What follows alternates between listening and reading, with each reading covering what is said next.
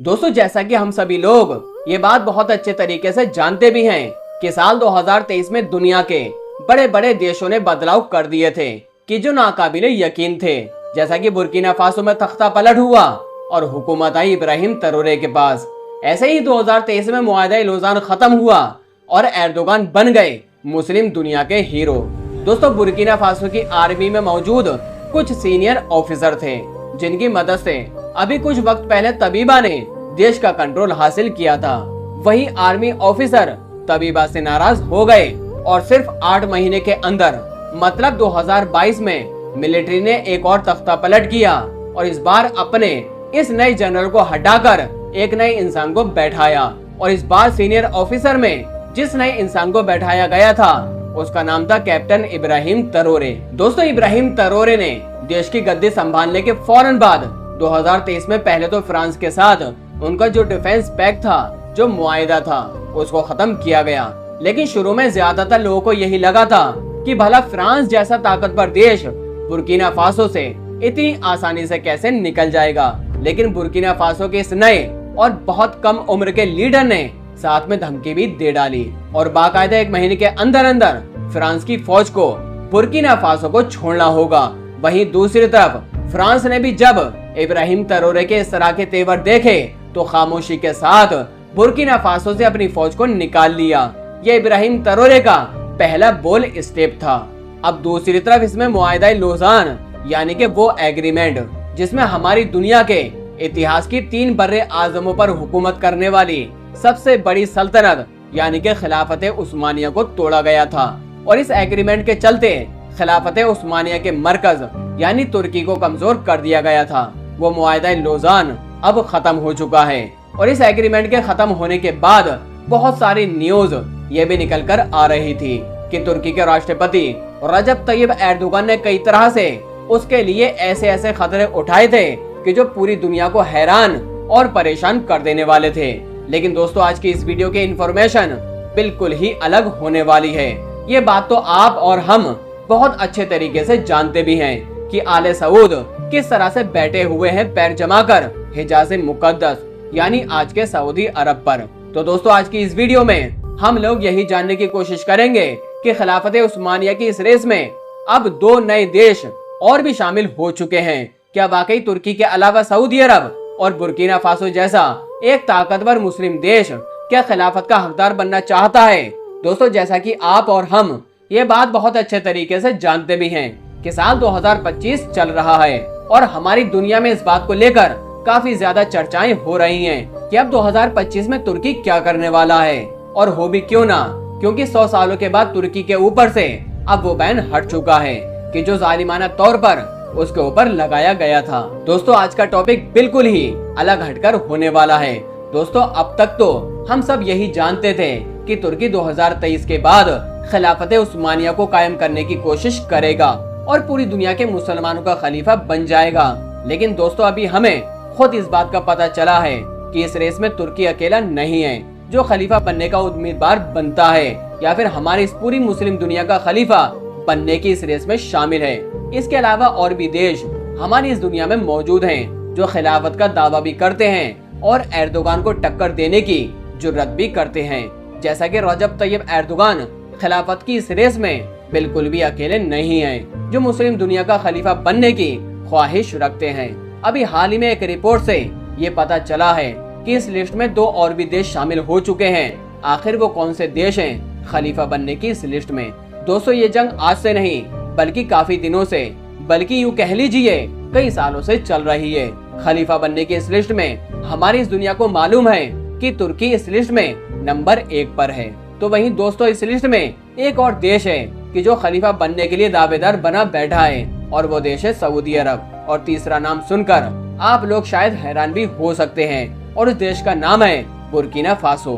दोस्तों, ये तीनों ही देश लगातार इसी कोशिश में लगे हुए हैं कि वो हमारी इस दुनिया के मुसलमानों का खलीफा बने और ये खिलाफत ऐसी कायम की जाए कि जो पूरी दुनिया के मुसलमानों के लिए अच्छी हो।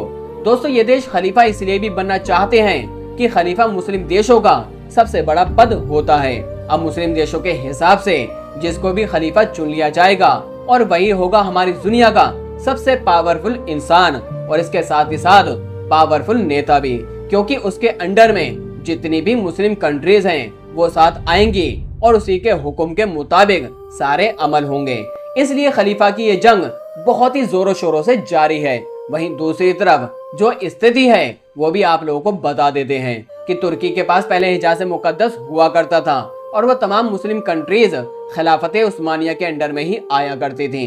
और तुर्की का भी यही ख्वाब है कि वो एक बार फिर से सऊदी अरब की जगह तुर्की की हुकूमत आ जाए और तुर्की का छीना हुआ वो हक जो एक बार फिर से तुर्की वापस लेना चाहता है, क्योंकि हिजाज़ मुकद्दस जिसे आज का सऊदी अरब बोला जाता है वो सबसे पहले तुर्की के ही अंडर में आया करता था। लेकिन दोस्तों, जहां तुर्की इस रेस में सबसे आगे है तो वहीं बुर्किना फासो भी अब पीछे नहीं है। दोस्तों, बुर्किना फासो का नाम भी इस वक्त उभर कर इन 3 देशों की लिस्ट में आ चुका है जो खिलाफत का दावेदार बनना चाहता है। लेकिन दोस्तों, इसी बीच हमारी इस दुनिया की नजर वॉर सेंटर पर टिकी हुई है।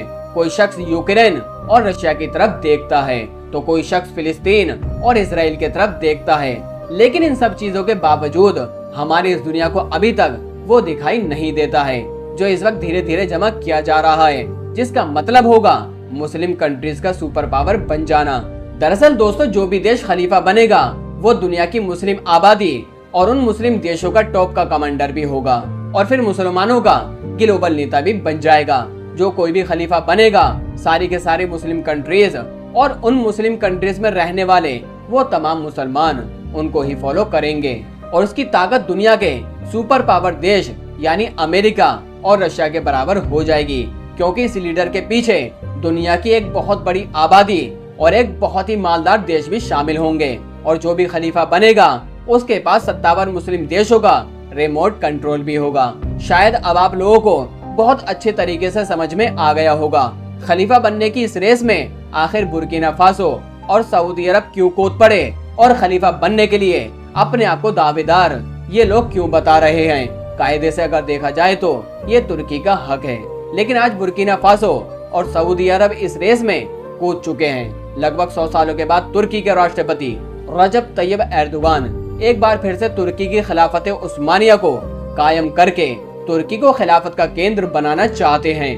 और खलीफा के पास कितनी ज्यादा ताकत होगी इस बात को समझने के लिए ऑर्गेनाइजेशन ऑफ इस्लामिक कंट्रीज यानी OIC से जुड़ी हुई एक जानकारी आप लोगों तक पहुंचा देते हैं।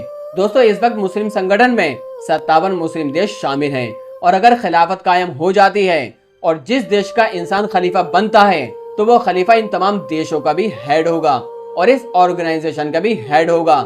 OIC देशों में शामिल GDP के हमारी दुनिया का करीब 30% बनता है। दुनिया के कुल निर्यात में OIC में शामिल दुनिया के देशों में हिस्सेदारी 20% के करीब है। OIC देशों की आबादी दुनिया की कुल आबादी का 25% बनता है। अब आप लोग यहीं से अंदाजा लगा सकते हैं जो भी देश खलीफा बनेगा उसके पीछे यही 57 मुस्लिम देश खड़े हो जाएंगे। वही खलीफा दुनिया की बहुत सारी चीजों को कंट्रोल कर सकेगा और इन मुस्लिम देशों का पूरा पावर उसके पास होगा। अगर खिलाफत कायम होती है तो यही वो पावर है और यही वो ताकत है जो 100 सालों के बाद तुर्की के राष्ट्रपति रजब तैयब एर्दोगान को खलीफा बनने के मुकाम तक ले गई। और इसकी सबसे बड़ी वजह यह भी है कि तुर्की के सदर रजब तैयब एर्दोगान ने सल्तनत उस्मानिया पर एक तारीखी ड्रामा सीरीज शुरू करवाई थी और इस ड्रामा सीरीज के जरिए उन्होंने दुनिया के उन तमाम लोगों को ये बता दिया था कि हम तुर्कों की तारीखी हुकूमत क्या गुजरी है इस दुनिया में, जिसे हम अर्तुगरुल गाजी ड्रामा सीरीज के नाम से भी जानते हैं। दोस्तों, साल 2025 के अंत में तुर्की अपनी खिलाफत को कायम करना चाहता है और इस खिलाफत को कायम करने के लिए तुर्की को जितने भी हदफ मिल सकते हैं और रजब तैयब एर्दोगान उनको अपने साथ मिलाने की भरपूर कोशिश में जुटे हुए हैं और फिर लोगों की मदद एर्दोगान साहब को मिल जाएगी तो उन लोगों की मदद से रजब तैयब एर्दोगान खिलाफत को कायम करने की भरपूर कोशिश करेंगे। लेकिन ये इतना आसान भी नहीं है, क्योंकि इसी रेस में बुर्किना फासो में मौजूद एक पावरफुल इंसान इब्राहिम ट्रैओरे मौजूद है, जिसने अभी हाल ही में यूरोपियन कंट्री और खास तौर से फ्रांस को अपने देश से बाहर निकालकर फेंक दिया। और सऊदी अरब जैसा वो देश भी शामिल है कि जिसके पास मक्का और मदीना जैसी मुकद्दस मुकाम है, जिनसे बहुत सारे देशों की अकीदत भी जुड़ी हुई नजर आती है। लेकिन आले सऊद ने अपने चेहरा तो एक पर्दे के पीछे ढक रखा है और वो हिस्ट्री को मिटाने की भरपूर कोशिश में लगे हुए हैं, लेकिन आले सऊद ने इसके साथ ही साथ सऊदी अरब पर हुकूमत करके अपने पैर ऐसे जमा लिए हैं और इन लोगों को हटाना इतना आसान भी नहीं होगा। अगर दूसरी तरफ बुर्किना फासो की बात करें तो बुर्किना फासो हमेशा से तुर्की को सपोर्ट करने वाला देश भी है। भले इब्राहिम तरोरे खिलाफत की इस रेस से पीछे हट भी जाएं, लेकिन आले सऊद का हटना नामुमकिन है, क्योंकि आले सऊद का दारो मदार ही सऊदी अरब से आने वाली इनकम पर टिका हुआ है। इसलिए शायद वो ये जगह छोड़ना नहीं चाहेगा। बहरहाल आगे क्या होता है ये तो अल्लाह बेहतर जानता है।